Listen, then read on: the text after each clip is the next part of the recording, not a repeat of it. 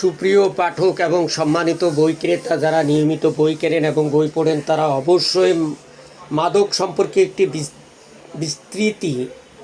বিস্তৃত ইতিকথা মাদক সম্পর্কে একটি বিস্তৃত ইতিকথা মানস ভাণ্ডারের নেশা বইটার নাম।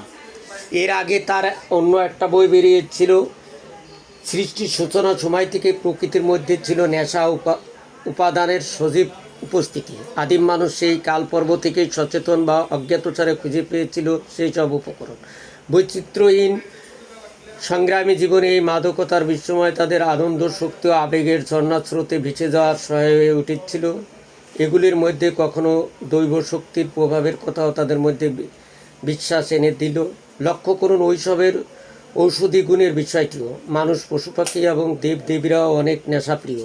বিভিন্ন দেশের ধর্মগ্রন্থ ও পুরাণগুলিতে রয়েছে নেশা প্রসঙ্গে নানান কথা, সমর্থন কিংবা বিরোধিতাও। ধর্ম, সাধনা ও সংস্কৃতির সঙ্গেও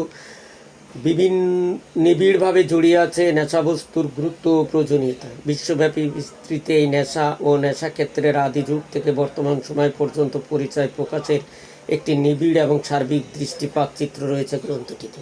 পাঠক যারা বইটি ক্রয় করেননি তারা অবশ্যই বইটি ক্রয় করেন। বইটির মূল্য হচ্ছে 630 টাকা। বইটি পাবেন এবং কয়েকজন 4 নম্বর দোকান, কনকর্ড এম্পোরিয়াম শপিং কমপ্লেক্স, কাঁটাবন, ঢাকা।